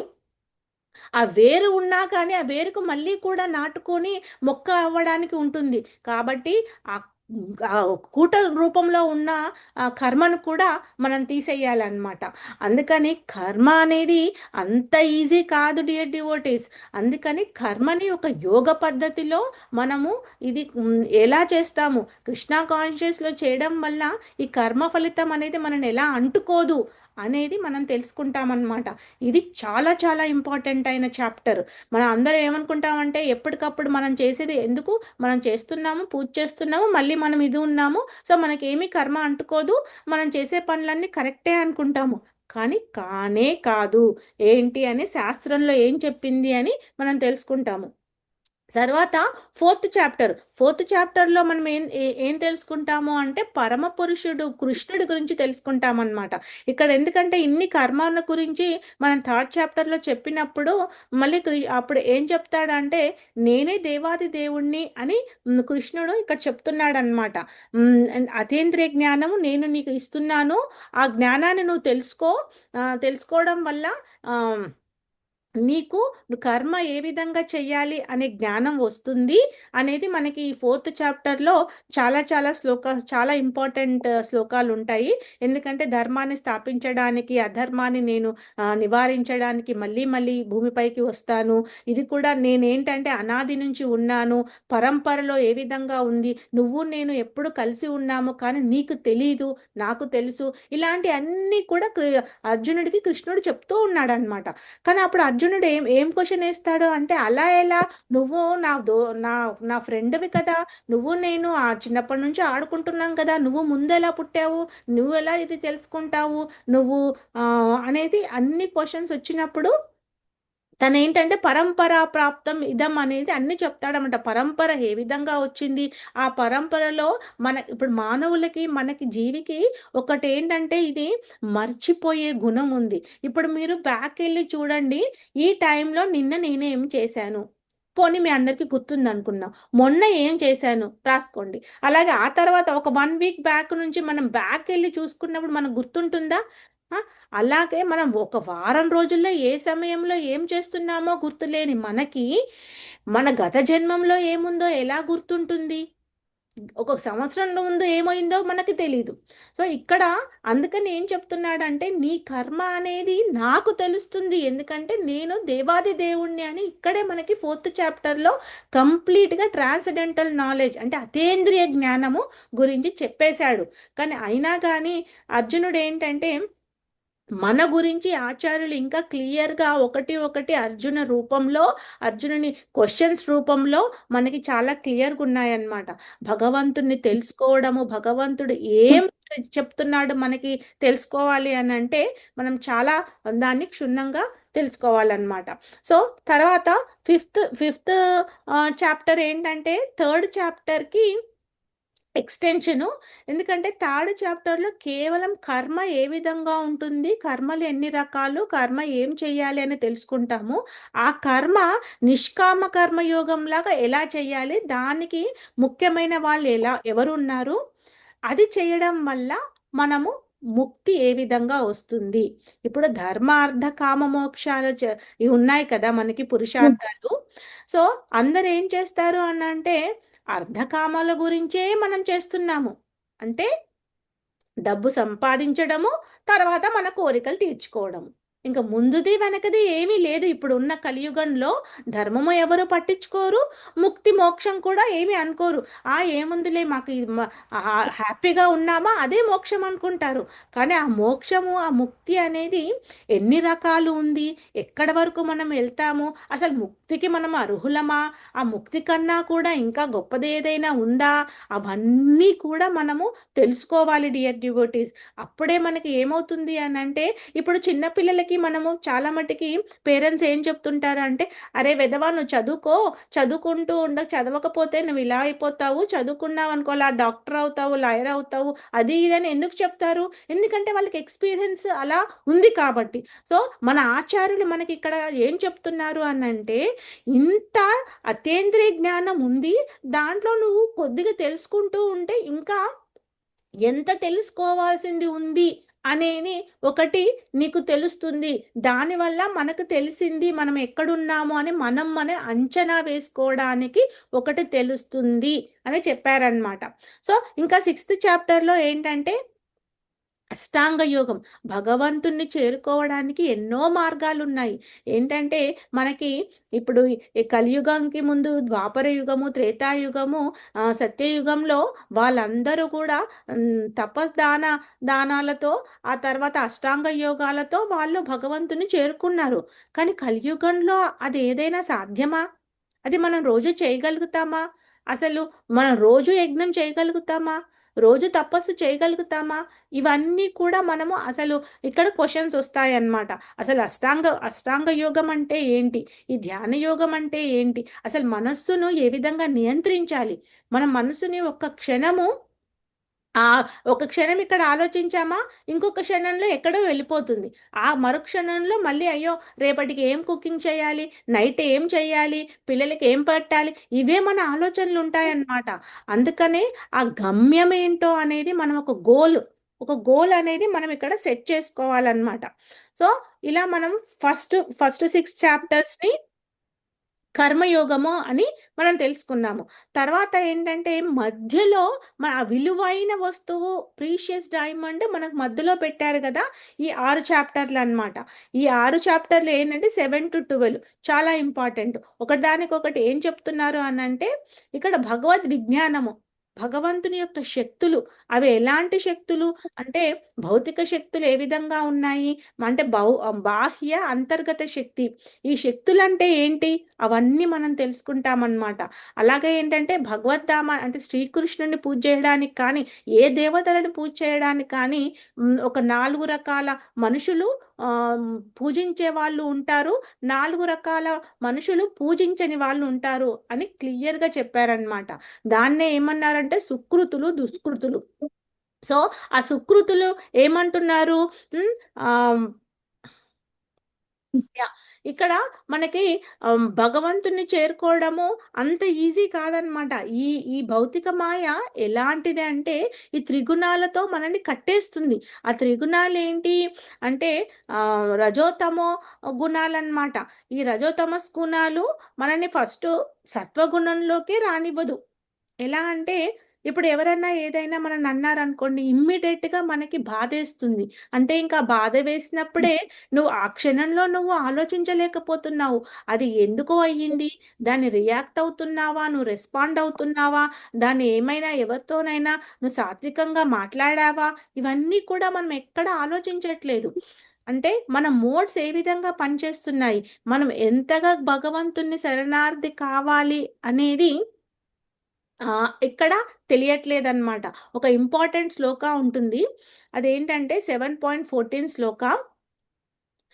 ధైవీ ఏషా గుణమయీ మమ మాయా దురత్యయ మామయేవ ఏ ప్రపద్యంతే మాయామేతం తరంతి తే. ఏం చెప్తున్నారంటే దైవీ మాయ, ఇక్కడ ప్రకృతిని ఒక దైవీ మాయలాగా ఇక్కడ మన ఆచార్యులు తీసుకొచ్చారనమాట. సో ఆ ప్రకృతిని, దాని ప్రకృతిలో ఉన్న ఈ త్రిగుణాలు ఏంటి, mode of goodness, passion and ignorance, వీటిలో నుంచి మనము బయటపడడం అనేది అసాధ్యం. కానీ ఆ అసాధ్యమైన దాన్ని కూడా సాధ్యం చేయాలి. ఎప్పుడు చేయగలుగుతాము అంటే ఎప్పుడైతే భగవంతునికి ప్రపత్తి తీసుకుంటామో. ప్రపత్తి అని అంటే సరెండరింగ్. సో అంటే ఎంత సరెండర్, నువ్వు ఒకేసారి పూర్తి ఆత్మ నివేదనం చేయనవసరం లేదు. ఇప్పుడు మనకి నవవిధ భక్తుల్లో కూడా అదొక శ్లోక ఉంటుంది కదా, గుర్తుందా మీకు ఎవరికైనా? అదేంటంటే శ్రవణం కీర్తనం విష్ణు స్మరణం పాదసేవనం అర్చనం బంధనం దాస్యం సఖ్యమాత్మ నివేదనం. సో 9 మనకి నవవిధ భక్తులు అంటారు. సో ఒక భగవంతుణ్ణి చేరుకోవడానికి ఈ 9 పద్ధతుల్లో ఏ పద్ధతిని తీసుకున్నా మనము ఆ విధంగా మనం భగవంతుడికి మన కర్మను అర్పించవచ్చు. కానీ ఎంతవరకు చేస్తున్నాం డియర్ డివోటీస్ అనేది మనం క్వశ్చన్ వేసుకోవాలన్నమాట. సో అందుకని మనకి ఈ చాప్టర్లో ఏం చెప్తున్నాడంటే ఎవరు అంటే ఇక్కడ నన్ను ఎవరు చేరుకుంటారు, జ్ఞాని అర్థార్థి వీళ్ళు చేరుకుంటారా, జిజ్ఞాసి నన్ను చేరుకుంటాడా, లేదా నన్ను ఈ దుష్కృతులు చేరుకుంటారా, ఎవరు చేరుకుంటారు అనేది అన్నీ కూడా మనం తెలుసుకోబోతున్నాం అన్నమాట. తర్వాత వాటి గురించి డీటెయిల్గా మనం తర్వాత తెలుసుకుందాము. మనకి టైం అయిపోతుంది కదా, ఈరోజు ఒక్క 10 minutes ఎక్స్టెండ్ చేద్దాము. సో ఆ విధంగా ఏంటంటే మనము దేవతలను ఎవరు ఆరాధిస్తారు?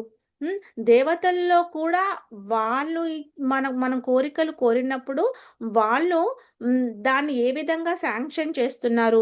దాంట్లో భగవంతుడి పాత్ర ఎలా అంటే దేవాది దేవుడైన పరమపురుషుడైన శ్రీకృష్ణుడిది ఎంత పాత్ర ఉంది అక్కడ అనేది మనం తెలుసుకుంటామన్నమాట.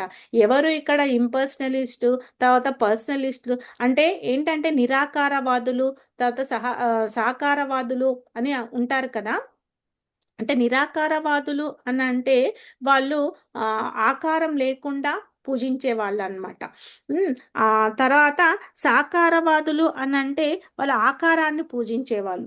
సో, ఈ విధంగా మనకి ఆహ్, ఆహ్ వాళ్ళన్నిటి గురించి కూడా మనం తెలుసుకుంటాము. తర్వాత ఏంటంటే ఎయిత్ చాప్టరు ఏం చెప్తుంది అనంటే ఇక్కడ భగవత్ ప్రాప్తి.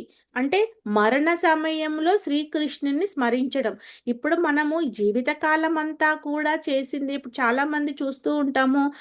చనిపోయే ముందు వాళ్ళకి ఫ్యామిలీ గురించి అటాచ్‌మెంట్ ఉంటుంది. ఆ తర్వాత నాకు పిల్లలతో అయ్యో! నా పిల్లలేమైపోతారో, నా మనవళ్ళేమైపోతారో, నా ఆస్తి ఏమైపోతుందో నాది ఏమైనా అటాచ్‌మెంట్ ఉంటాయో, నా ఇల్లు ఏమైపోతుందో, ఇలాంటియే ఉంటాయి కానీ, వాళ్ళు ఎప్పుడైనా గానీ ఆహ్, ఆలోచించరనమాట.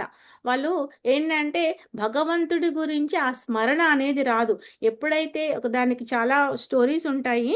మనం డీటెయిల్‌గా వెళ్ళినప్పుడు తెలుసుకుందాము. ఏం చెప్తారు అనంటే, మరణకాలంలో ఏదైతే మనం స్మరిస్తామో, నెక్స్ట్ జన్మ అది మనల్ని సూచిస్తుందనమాట. అందుకని మనకేమంటారంటే, జీవిత కాలంలో నువ్వు దేవాది దేవుడిని స్మరించుకుంటూ ఉండు. అప్పుడు మరణ సమయంలో నీకు గుర్తొస్తుంది. ఆ గుర్తొచ్చింది కనీసం 1% మనకి గుర్తొచ్చినా కానీ, మనకి మరో జన్మలో మనకి ఈ కర్మ ఫలితాల నుంచి, ఈ సిన్‌ఫుల్ యాక్షన్‌ల నుంచి బయటపడి, మనకి మళ్ళీ మానవ జన్మ వచ్చినా కానీ, ఇలా హ్మ్. ఈ భౌతిక ప్రపంచంలో హ్మ్. ఈ ఈ ఈ కామక్రోధాలతో కొట్టుమిట్టాడకుండా కనీసం భగవత్ సేవలో నీలమవుతాము అనే దానికి మనకి ఈ భగవత్ ప్రాప్తిలో మరణ సమయంలో ఏ విధంగా ఉండాలి అనేది చాలా మంచి శ్లోకాల గురించి మనం తెలుసుకుంటాము. అలాగే నైన్త్ చాప్టర్ ఏంటంటే పరమగుహ్య జ్ఞానం. ఈ పరమగృహ్య జ్ఞానం అనేది ఇది మొత్తం 18 చాప్టర్‌లో ఈ నైన్త్ చాప్టర్ అనేది మిడిలెస్ట్ చాప్టర్ అన్నమాట. సో, దాంట్లో ఎంత పరమగుహ్యమైన జ్ఞానం ఉంది అంటే, ఆ జ్ఞానాన్ని మనం రియలైజ్ అవ్వాలి అనంటే చాలా అటెంటివ్ హియరింగ్ చేయాలి అన్నమాట ఆ చాప్టర్. అక్కడ 3 చాలా ఇంపార్టెంట్ అయినవి ఉన్నాయి. ఏంటి అంటే బ్రహ్మం, పరమాత్మ, భగవత్ జ్ఞానం. ఇక్కడ మనకి భాగవతంలో శ్లోకం ఉంటుందన్నమాట. బ్రహ్మేతి పరమాత్మేతి భగవాత్ ఇది శబ్దతే అని. అంటే అన్నిటికన్నా గొప్పదైంది భగవత్ జ్ఞానం. ఆ భగవద్ జ్ఞానం ఎలా తెలుస్తుంది మనకి? దీనికి ఎగ్జాంపుల్ ఏం చెప్తారు అనంటే సూర్యుడు ఉదయించడం.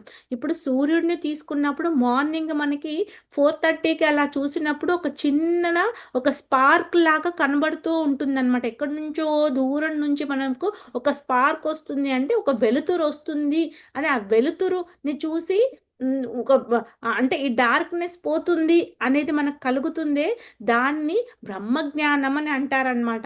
అది తెలుసుకోవాలన్నా కానీ అంత ఈజీ కాదు. కానీ దానికి ఒక ఉపమానం, ఒక ఎగ్జాంపుల్ లాగా మనకు ఆచార్యులు ఇక్కడ చెప్పారు. అలాగే పరమాత్మ రియలైజేషన్ ఏంటంటే అది పూర్తిగా సన్‌రైజ్ అయిన తర్వాత ఒక ఆకారాన్ని మనం చూస్తున్నాము. సో, అంటే అది రౌండ్‌గా ఉంటుంది. ఇలా మనకి ఆరెంజిష్, రెడ్డిష్ రూపంలో మనకి ఉంటుంది అనే ఒక ఆకారాన్ని చూసేదే పరమాత్మ రియలైజేషన్ అన్నమాట. తర్వాత భగవత్ రియలైజేషన్ ఎలాంటిది అనంటే, అందులోకి ఇప్పుడు భగవంతుని పూర్తిగా తెలుసుకోవడం అంటే అదొక సూర్యమండలం, అదొక ప్లానెట్. తర్వాత దానికి ఇలా ఉంటుంది. ఇన్ని ఇ ఇన్ ఇ ఇంత వెడల్పు ఉంటుంది. ఇంత ఇది ఉంటుంది. ఇంత వేడుంటుంది. అవన్నిటి గురించి తెలుసుకోవడం అనేది మనకి భగవద్ జ్ఞానం అన్నమాట. ఇది భగవంతుడు చాలా పరమగుహ్యమైన జ్ఞానాన్ని మనకి నైన్త్ చాప్టర్‌లో చెప్పారు. ఇది సెవెంత్ చాప్టర్‌కి ఎక్స్‌టెన్షన్ అన్నమాట. ఆహ్, అర్థార్థి, జ్ఞాని, జిజ్ఞాసులు ఉన్నారు కదా! వాళ్ళ గురించి ఇంకా డీటెయిల్‌గా మనం నైన్త్ చాప్టర్‌లో తెలుసుకుంటామన్నమాట. ఇంకా తర్వాత ఏంటంటే ఆహ్, హ్మ్. 10th చాప్టర్లో భగవంతుడు తన, ఎందుకంటే చెప్పాడు కదా భగవద్ జ్ఞానం చాలా అన్నిటికన్నా ముఖ్యమైందని. 10th చాప్టర్లో ఏం చెప్పాడంటే శ్రీకృష్ణుడి విభూతులు. సో ఆయన విభూతులు తన నీళ్ళల్లో ఉన్న రుచిని నేనని, ఆకాశంలో ఉన్న చల్లదనాన్ని నేను, అంటే చంద్రుల్లో ఉన్న చల్లదనాన్ని నేనని, ఆ తర్వాత భూమిలో వచ్చే రసంకు అంటే ఆ వాసన కూడా నేనని, అలా అన్నిటికీ కూడా ప్రతి దాంట్లో నేనున్నాను అనేది భగవంతుడు ఇక్కడ ఆ విభూతుల రూపంలో మనకి చాలా క్లియర్గా చెప్పారు డివోటీస్. ఇంకా అట్లాగా ఏంటంటే శుద్ధ భక్తి, ఇక్కడ మనం శుద్ధ భక్తి అంటే ఏంటో అనేది 4 శ్లోకాల్లో మనకి క్లియర్గా వివరించారనమాట. అంటే 700 శ్లోకాలని ఒక 4 శ్లోకాల్లో చెప్పేశారు. కానీ ఆ 4 శ్లోకాలు అర్థమైపోయి మనం ఎంత ఆత్మ సమర్పణ చేసుకుంటున్నాము అనేది మళ్ళీ మనం అక్కడ క్వశ్చన్ మార్క్ వేసుకోవాలి. మనం తెలుసుకున్నా కానీ కొన్నిట్లో ఇంప్లిమెంటేషన్ ఫెయిల్ అయిపోతూ ఉంటాము.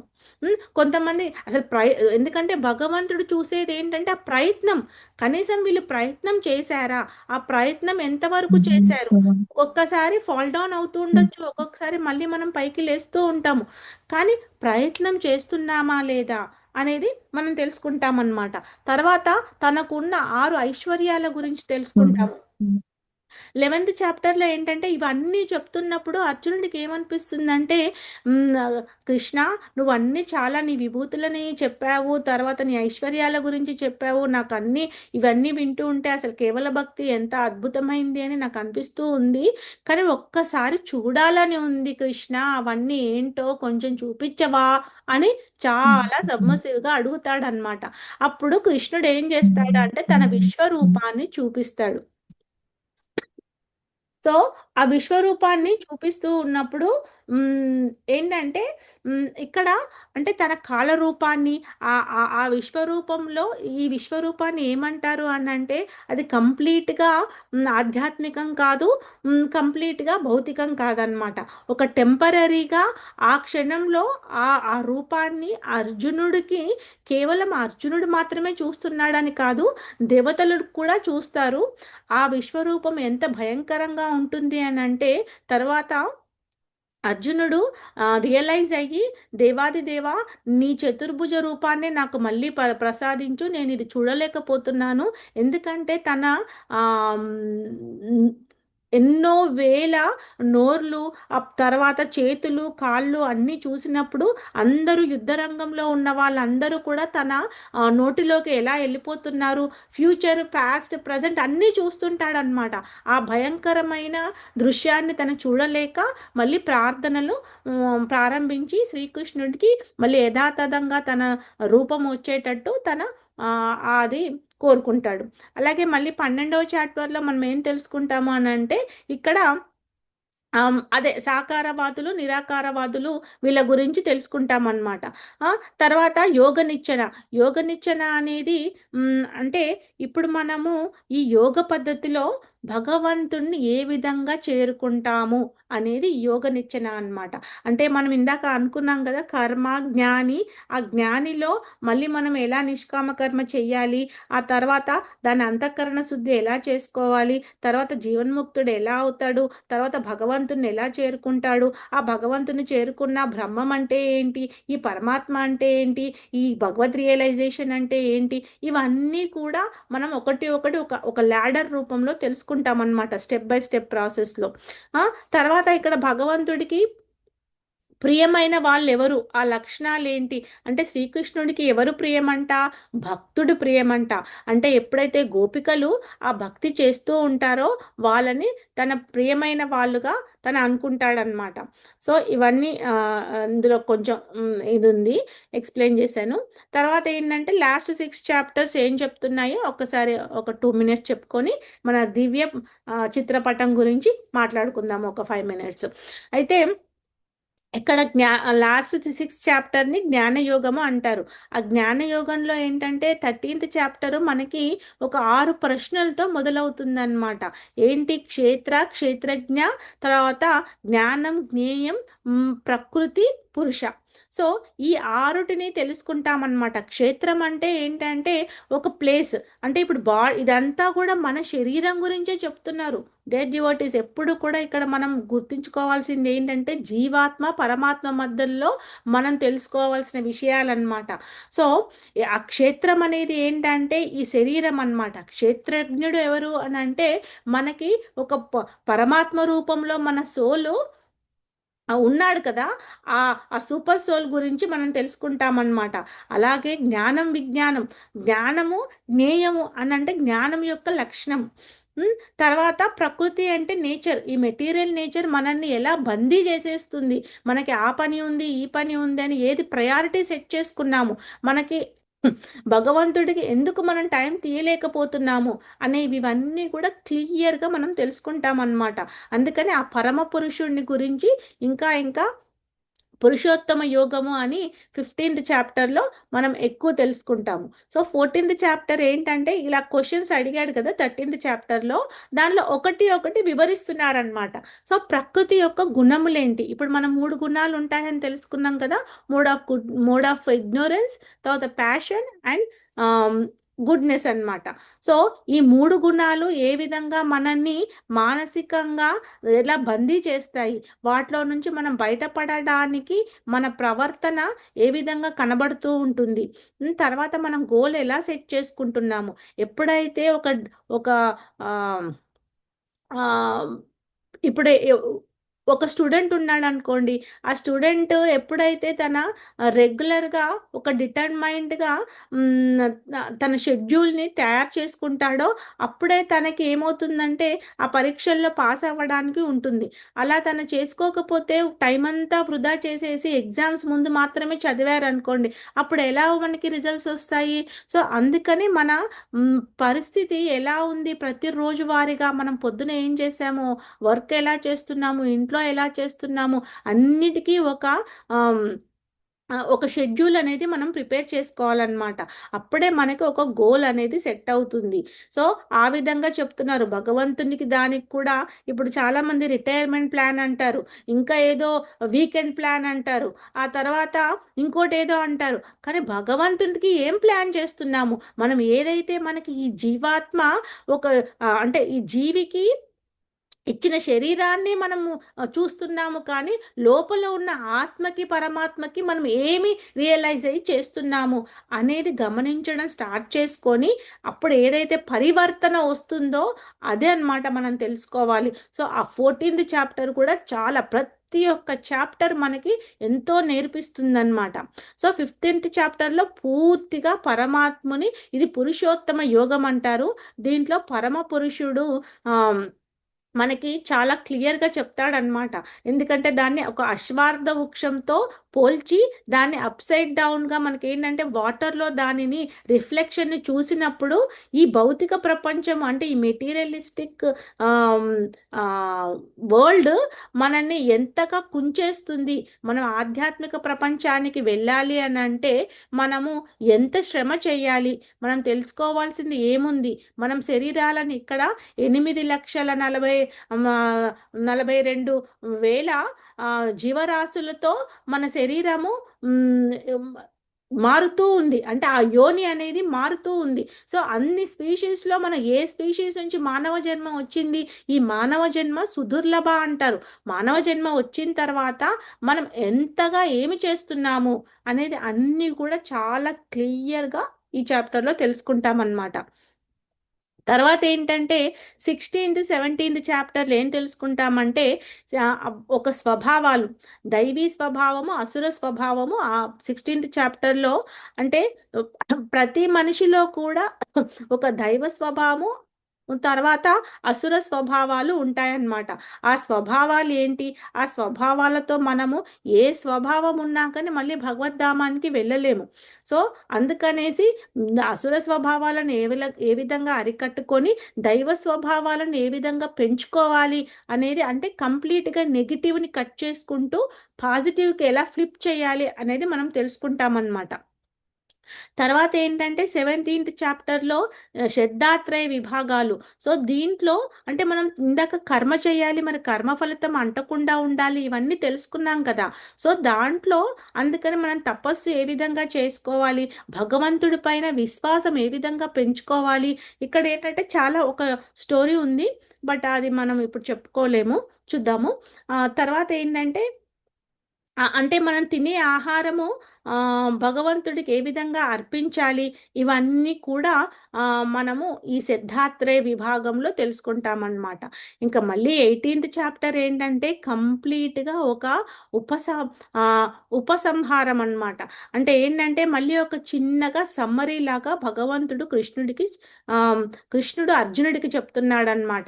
ఎందుకంటే త్యాగము సన్యాసము ఇవన్నీ విన్నాము, దాంట్లో మనకి ఏ ఏమైనా ముఖ్య కారణాలు ఏవేవి ఉన్నాయి అవన్నీ తెలుసుకుంటాము. తర్వాత త్రిగుణాల గురించి తెలుసుకుంటాము, వర్ణాశ్రమ ధర్మం గురించి తెలుసుకుంటాము, ముఖ్యంగా భక్తి ఏ విధంగా చెయ్యాలి అనేది ఇవన్నీ కూడా మనము ఈ చాప్టర్లో తెలుసుకుంటామన్నమాట. సో ఇక్కడ ఏంటంటే నేను చెప్పాలనుకున్నది ఏంటంటే ఇది అన్నమాట, దివ్యమైన చిత్రపటము.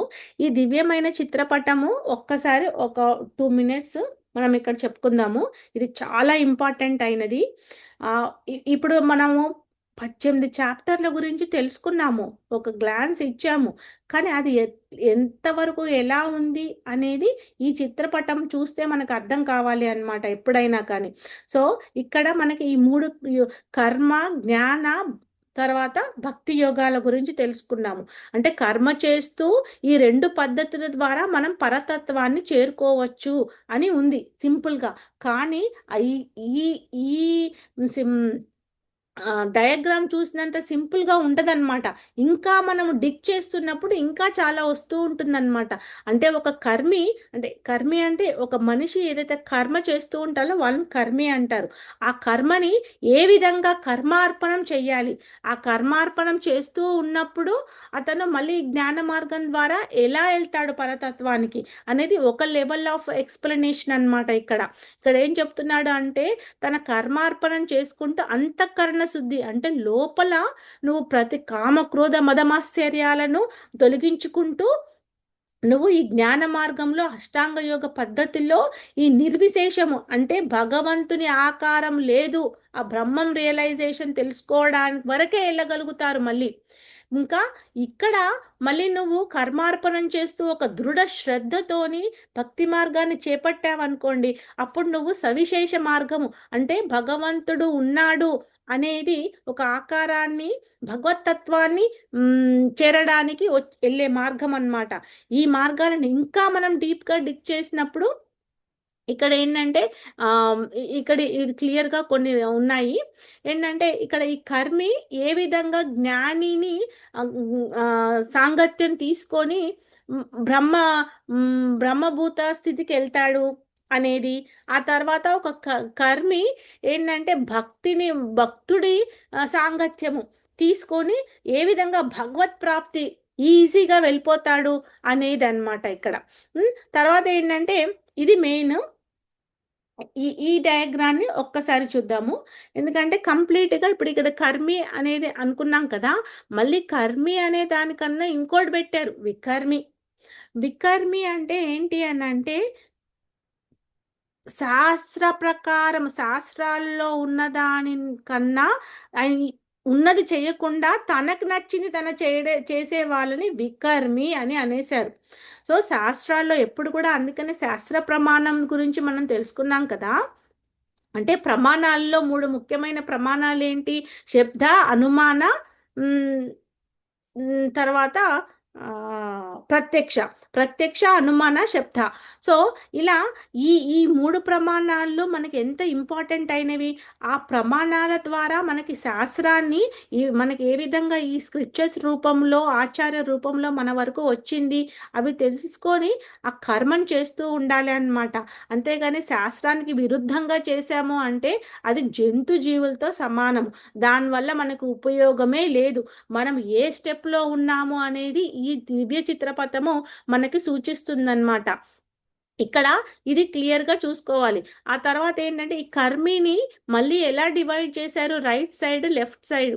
సో ఈ లెఫ్ట్ సైడ్ ఇక్కడ చూశారు అని అంటే ఎప్పుడైతే ఈ కర్మి తన చేసే పనులన్నీ కూడా విష్ణుకి సమర్పించుకుంటాడో అది కూడా ఒక నిష్కామ కర్మయోగి, అంటే కర్మ ఫలితం ఏమీ ఆశించకుండా కేవలం అంతఃకరణ శుద్ధి చేసుకుంటూ తన ఏంటంటే ఇలా భగవత్ ప్రాప్తి గురించి ప్రయత్నం చేస్తూ ఉంటాడనమాట. ఇందులో చేస్తూ ఉన్నప్పుడు ఎన్నో విధాలుగా తన పడిపోతూ ఉండొచ్చు. పడిపోవడము అని అంటే తన ఏంటంటే తన ఇంప్లిమెంటేషన్లో ఫెయిల్ అవుతూ ఉండొచ్చు అనమాట. సో ఇది చాలా కష్టమైన పద్ధతి. మన యోగులు ఎంతో మంది యోధులు చేస్తూ ఉన్నారు, కానీ అది మనం చేయగలుగుతామా అనేది మనం క్వశ్చన్ వేసుకోవాలన్నమాట. మనకి ఆచార్యులు ఏంటంటే సులభమైన పద్ధతి ఈ భక్తి మార్గాన్ని ఇచ్చారనమాట. ఆ భక్తి మార్గం ఏం చెప్తున్నారు, ఎప్పుడైతే ఇప్పుడు అందరూ అనుకుంటారు ఇక్కడ మనకి పైనుంచి మన అందరం హిందూస్ ఇండియాలో ఈ వర్ణాశ్రమ పద్ధతి చేస్తున్నాం కదా, వర్ణాశ్రమ పద్ధతి చేస్తున్నాము అని అంటే మనం భక్తి చేస్తున్నాము అని అనుకుంటాము. కానీ ఇక్కడ ఏం చెప్తున్నారు అని అంటే ఇది కేవలము సాధారణ వర్ణాశ్రమం అంట. అంటే ఏంటంటే వాళ్ళు చాలామంది చూస్తారు ఏంటంటే ఒక పూజ చేస్తారు, వ్రతం చేస్తారు, ఒక నెల చేస్తారు, లేదా వారం చేస్తారు, మళ్ళీ ఏం చేస్తారు, మళ్ళీ యథాతథ, మళ్ళీ తర్వాత మళ్ళీ వాళ్ళు సిన్ఫుల్ యాక్షన్స్. అంటే ఇక్కడ ఏం చెప్తున్నారు అని అంటే ఒక సాత్వికంగా ఉండాలి మనము. ఇప్పుడు మనకు అందుకనే ఈ చాప్టర్స్ అన్ని క్లియర్గా తెలుసుకుంటున్నప్పుడు అసలు సాత్వికం అంటే ఏంటి, అసలు సాత్విక భోజనం అంటే ఏంటి, సాత్వికంగా మాట్లాడడం అంటే ఏంటి, ఒక మనిషిని మాటలతో కూడా మనం ఎలా హర్ట్ చేస్తాము, మన చేసే పద్ధతులతో ఒక మనిషి ఏ విధంగా చాలా బాధకి వెదకి గురవుతాడు అనేది అన్నీ కూడా తెలుసుకుంటామన్నమాట. ఇప్పుడున్న కాలంలో ఏంటంటే తన బాగున్నాడా, తన ఇంట్లో వాళ్ళు బాగున్నారా అంతవరకే చూడడం అవుతుంది, కానీ పక్కనోడు ఏమైపోతున్నాడో అని మాత్రం ఏమి కూడా పట్టించుకోవడం లేదు. దానివల్ల కూడా మనకి పాపం వస్తుంది అన్నమాట. ఎప్పుడూ కూడా ఎలా ఉండాలి అని అంటే సత్యం హితం ప్రియం, మనం మాట్లాడే మాట ఉచ్చారణ తర్వాత మన వేషధారణ ఏదైనా కానీ అంటే ఎదుటివాడిని భగవంతుడికి దగ్గర చేసేటట్టుగా ఉండాలి, కానీ అది మన వేషధారణ మన మాట తీరు మనం చేసే నడవడిక ఒకరిని కిందికి పడేస్తుంది అని అంటే అది మళ్ళీ చూసుకోవాలి డియర్ డివోటీస్. అక్కడ మనకి అందుకని ఈ సాధారణ వర్ణాశ్రమ పద్ధతి అనేది మనకి అది పనికి రాదు. సో అందుకని దైవీ వర్ణాశ్రమ ధర్మం తీసుకోవాలి. దాంట్లో ఏంటంటే ఒక గురువు, ఒక శాస్త్రం తెలుసుకున్న ఒక గురువుని, ఒక సన్యాసిని మనం చేరుకొని ఒక సంబంధాన్ని ఏర్పరచుకొని దాన్ని ఒక దృఢ శ్రద్ధతో ఈ భక్తి మార్గాన్ని పాటించాలి. దాంట్లో ఏంటంటే సాధుసంగ, భజన క్రియ, అనర్థ నివృత్తి, నిష్ఠ, రుచి, ఆసక్తి, భావ, ప్రేమ. సో అప్పుడు మనము ప్రేమ భావంతో భగవంతుణ్ణి చేరుకుంటామన్నమాట. ఇక్కడ ఎలా అంటే ఇప్పుడు సాధుసంగ అంటే భక్తులు ఎవరైతే ఉన్నారో వాళ్ళ సాంగత్యాన్ని తీసుకోవడం అన్నమాట. వాళ్ళ సాంగత్యాన్ని తీసుకుంటూ ఉన్నాము అంటే ఇప్పుడు మనం ప్రతి వారము ఈ క్లాస్ చెప్పుకుంటున్నామంటే అక్కడ ఒక సత్సంగ్ లాగా జరుగుతుంది అనమాట, అంటే సాంగత్యం జరుగుతుంది. సో ఈ సాంగత్యం అంటే ఇక్కడ మనకు ఆ డిటర్మినేషన్ పెరుగుతూ దీన్ని తీసుకుంటూ ఒక్కొక్క స్టెప్ వెళ్తూ ఉంటాము. ఈవెన్ అప్పుడు అనుకుంటాము అయ్యో మరి మేము సంబంధం ఏర్పరచుకోలేదే, మేము ఇంకా గురువును తీసుకోలేదే, అప్పుడు మేము ఈ స్టెప్పులు ఎలా అవుతామో, మేము ఇంకా ఇక్కడే ఉంటున్నాం కదా అంటే నువ్వు ఇక్కడ కర్మీలో ఉన్నా కానీ అక్కడ ఏమవుతుంది అని అంటే నువ్వు భక్తుడి సాంగత్యం తీసుకున్నప్పుడు భక్తుడు నిన్ను ఏం చేస్తూ ఉంటాడు అంటే అప్లిఫ్ట్ చేస్తూ ఉంటాడనమాట. అప్పుడు చేసుకుంటూ నువ్వు సంబంధం అభిధేయ ప్రయోజనం గురించి తెలుసుకున్నాం కదా, సంబంధం ఫస్ట్ జరగకపోయినా అభిధేయం జరుగుతూ ఉంటుంది. ఆ అభిధేయం జరుగుతూ ఉండడం వల్ల ఈ ప్రాసెస్లో ఉండడం వల్ల నీకు కొన్ని రిజల్ట్స్ కనబడుతూ ఉంటాయి, గుడ్ రిజల్ట్స్.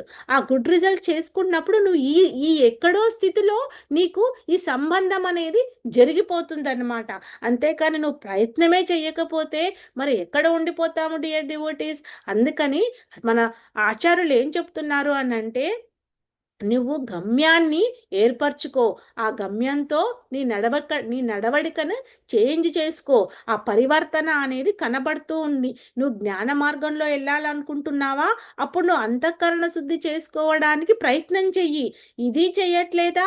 అప్పుడు నువ్వు నీ అంతఃకరణ శుద్ధి అవ్వకపోయినా నువ్వేం చేస్తావు అని అంటే, ఈ భక్తుల సాంగత్యం తీసుకుంటూ ఈ అభిధేయ ప్రాసెస్లో ఈ 9 మార్గాలను అంటే సాధు సంఘ భజన క్రియ, అప్పుడు నువ్వు ఈ అనర్థ నివృత్తిని దాటేసి నువ్వు చక్కగా నిష్ఠ రుచి స్థితిలోకి వెళ్ళిపోతావు. అప్పుడు నీకు అర్థమవుతుంది ఇంకా ఈ భగవంతుని ఈ ప్రేమ, మధురమైన ప్రేమ కన్నా ఇంకో జీవితంలో ఇంకోటి లేదు అని నీకు చాలా సులభంగా అయిపోతుందన్నమాట. అది ఏ విధంగా చేయగలుగుతాము? కేవలము ఈ మంత్రాన్ని మనం అర్థం చేసుకోవాలి. ఇక్కడ ఏం చెప్తున్నారు అంటే, దీని మహామంత్రము మన కులశేఖర వాళ్ళు ముకుందమాల స్తోత్రంలో రచించారనమాట. ఈ ముకుందమాల స్తోత్రము ఒక 56 శ్లోకాలు ఉంటాయి. దాంట్లో మనం ఒక శ్లోకాన్ని మాత్రమే చెప్పుకుంటున్నాము. ఏం చెప్పారు అనంటే, శత్రుచైధేక మంత్రం సకలముపనిషత్ వాక్య సంపూజ్య మంత్రం సంసారోచ్ఛేద మంత్రం సముచిత తమస సంఘ నిర్యాణ మంత్రం సర్వైశ్వర్యేక మంత్రం వ్యసన భుజగ సంధాన సంత్రాణ మంత్రం జిహ్వే శ్రీకృష్ణ మంత్రం జప జప సతతం జన్మ సాఫల్య మంత్రం. హరే కృష్ణ కృష్ణ కృష్ణ హరే హరే, హరే రామ రామ రామ హరే హరే. అంటే ఈ మంత్రాన్ని శత్రుచైదక మంత్రం. మనకి ఎలాంటి శత్రువులు అంటే లోపల బాహ్యంగా మనకి ఎవరైనా శత్రువులు ఉన్నా వాళ్ళన్నిటినీ కూడా తీసేస్తుందంట. చైదైక మంత్రం అంటే ఇది దాన్ని తీసేస్తుంది. ఎలాంటి శత్రువులు? బాహ్యంగా మనకి అంతరంగా ఉన్న శత్రువులన్నిటినీ కూడా చేయడానికి వాడే మంత్రం ఇది ఒక్కటే మంత్రం. అలాగే ఈ సంసారం అనే ఒక సంసారం అనే సాగరంలో మనం కొట్టుమిట్టాడుతున్నాం కదా, దాంట్లో నుంచి కూడా ఇది బయటికి తీసుకొస్తుందన్నమాట. అందుకని దీన్ని మనం ఎప్పుడూ కూడా మన నాలిక పైన ఇంకోటి ఏం చెప్పారు అంటే ఐశ్వర్యం, మనకి సర్వైశ్వర్యాలను కూడా కలిగిస్తుంది. అలాగే దీన్ని అందుకని శ్రీకృష్ణుడిని మన నాలిక పైన ఎప్పుడు కూడా సతతం ఎప్పుడు మనము ఈ జన్మ సాఫల్యం చేయడానికి చేస్తూ ఉండాలి అని మన ఆచార్యులు చెప్పారనమాట. మీరందరూ కూడా ఇప్పటి వరకు జపా చేయలేకపోతే ప్లీజ్ డివోటీస్ మీరు జపా స్టార్ట్ చేయండి. ఎందుకంటే చాలా ఈజీ అయిన పద్ధతి అది కూడా మనకి ఎలా అంటే దానివల్ల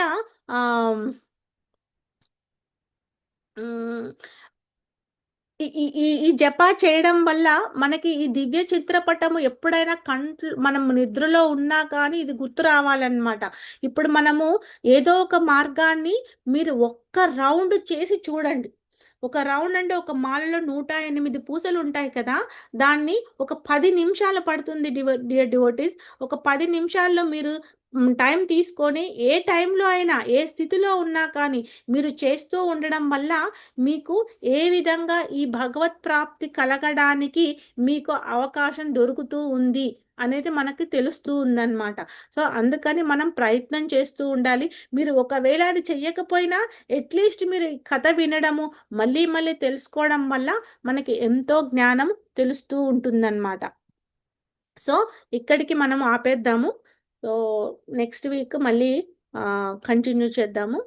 so thank you dear devotees. ఇప్పుడు మీకు ఎవరికైనా ఏదైనా క్వశ్చన్స్ కానీ కామెంట్స్ కానీ ఏదైనా ఉంటే తీసుకుందాము. సారీ ఈరోజు కొద్దిగా మనం వెళ్ళాము, సమ్మరీ కదా, అప్పటికి చాలా షార్ట్గా చెప్పుకున్నాము. Next time chapter by chapter వెళ్తూ కొంచెం స్లోగా వెళ్దాం. Thank you devotees. Hare Krishna.